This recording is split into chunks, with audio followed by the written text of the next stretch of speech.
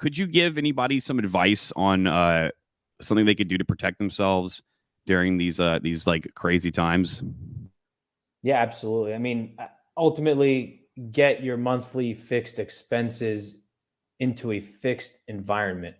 I think that's one of the wisest things. Like, if you're couch surfing or Airbnb surfing and you're riding this wave of, digital nomad, I don't know how long this is feasible. I pray that it stays. I like the work from work movement. I also like the work from home movement.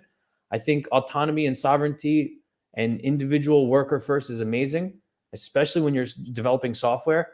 I have some exposure in the tech space that we don't need to go into currently on this stream, but I've interacted with a lot of software developers, and some of these people are absolute genius, and some of them do better at home. Some of them do better in a work environment, in a collaborative setting, especially if they have interests in leadership.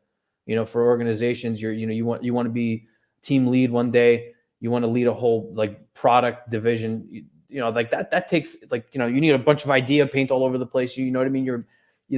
There's something interesting that happens collaboratively in a startup, especially most people end up at startups. Not everyone works at a FANG off rip if you're in your field. So like maybe it helps.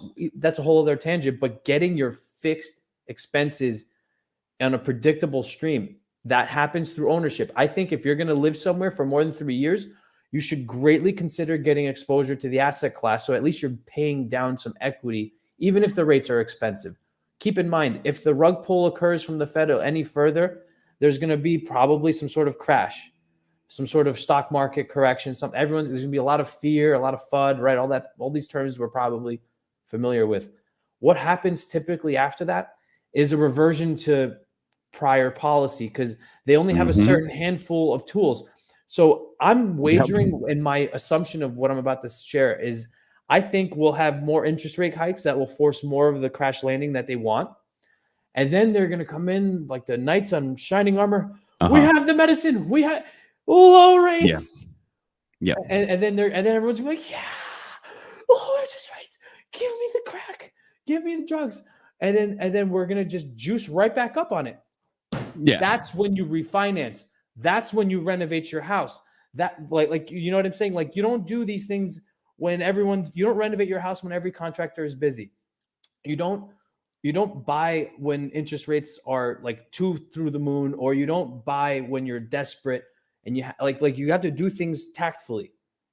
You know what I'm saying? So like get your hands into something, maybe scout an area that nobody doesn't really have a gauge on, like feel out your areas, feel out your neighborhoods, move if you have to, move into a different state, explore. Now is the time to really figure things out, but also get your like, in case things go wrong bag ready, like have your emergency fund, have that. Like that's so cliche, Dave Ramsey, like everyone keeps regurgitating. Like I don't really need to. Nah, but people, you need to have like a couple months backup just in case, man. Yeah, man, you need liquidity. Like as much as we don't like fiat from like an overall, like we care about intrinsic value and sound money and look, you take a couple months worth of like living expenses and you put it somewhere and you leave it and you freaking forget about it, and that is an asset to you. That's your like, oh shit asset. It's literally like in case things go wrong. Like I hope, you know what I mean? And that's great. Or I'd love to hear that it was 6 months to a year, with everything included. I'd love to hear you have exposure to other asset classes too. But like, I'm not a financial advisor. I shield real estate, like full disclosure, I was super vested and super biased in real estate, but we have tax incentives along with leverage, along with appreciation, along with cash flow that we can make money within that asset class, which is why I love it so much. And we need a place to use the bathroom. We need a place to end the nightcap with. We need a place to have our dogs out of the rain. You know what I mean? Let's be real. We're not going to all live in a hotel. We can't be that cool. Like it's like not everyone's that awesome. I mean, yeah, I can't be that good of a minimalist. Agreed, man. And that's actually at the end of this year. That's probably next on my plate is to get another property underneath my belt.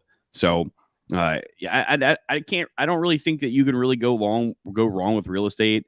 In my opinion, as long as like your thinking is at least like long term. If you're trying to flip real estate, that's a whole different story, right? And I think you know that. But yeah, guys, I think that was some really good advice, man, and much appreciated on that. Kyle W also says nothing works. ... Yep, One We know, closing man. thought. Yeah, go ahead. Absolutely nothing works. If your monthly rent payment and your what would be in that snapshot moment in time, you should really consider buying something if you can have the down payment. If you have the down payment in the bank, and if your monthly rent payment is congruent to the amortized mortgage, taxes, and insurance on the loan that you're So able what to you're get paying, what you would pay that every month. day, right there, right, exactly. So everything comes down to that stupid monthly payment, and just focus on that. If you're going to buy, if you don't want to buy, don't buy. Maybe get a roommate. Maybe change your costs up, because I think we're coming into some scary airspace, and we probably want to have some fuel in the tank.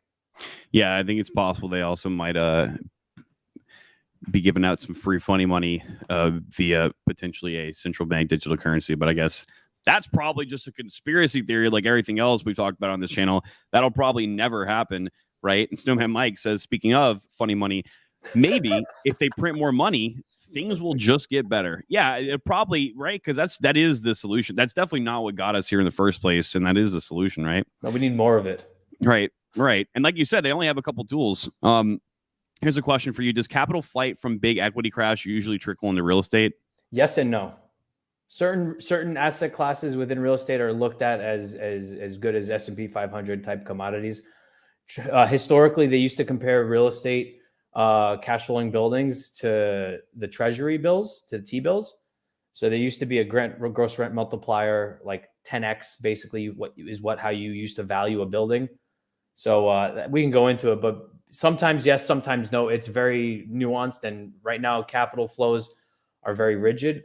But a lot of real estate funds tend to be funded years into advance, with projects years into advance, despite short-term macroeconomic swings. So what happens day to day within like tech stocks trading or whatever doesn't necessarily affect whether or not a REIT is capitalized or funded to build the building. Are like under like long-term contracts and stuff, right? Yeah, exactly. Right. If I'm JP Morgan and I'm building a building on Park Avenue and 47th Street, which they are currently for their headquarters, the loan to build that building was financed for years, and the commitments are, that's the beauty of it. They don't care. It's going to just drag out.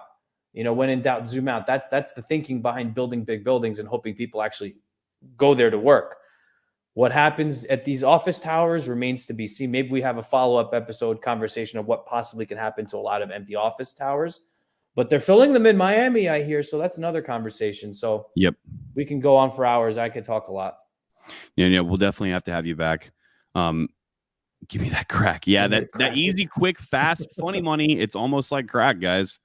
Max says he basically lives in a hotel. COA insurance, cover your own ass insurance. Yeah, and that's itself. That's an asset. I like that. COA insurance. I like that. I like his username, City Rollin. Heck, City Rollin. Snowman Mike. Money print and oil are the best pills. That is true. And dude, the average person, they don't know even what the Federal Reserve is, man. If you guys do know, and you're here, you're blessed enough to be listening to this tonight.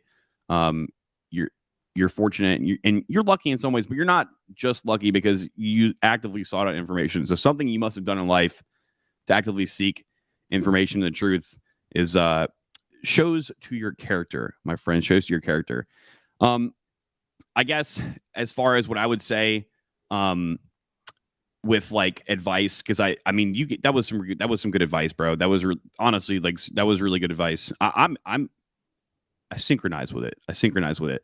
But you guys all know how I feel about the good old corn, the Bitcoin. I definitely don't think that should be like the only thing that you bank on in life, because let's just be honest. That is if you truly do believe that it's not going away, and that the narrative of it is indeed true, then you know that that's more of like a kind of like a lifetime kind of long shot, right? So if something goes wrong now or in a year, what are you going to do? Well, one thing you can do other than just invest in other things is you guys can invest in yourself, get some kind of skill set that essentially can help hopefully outdo inflation, which, what do you know? We know software engineering has been outdoing inflation. So if you guys are interested in something like that, developerdirection.com. As always,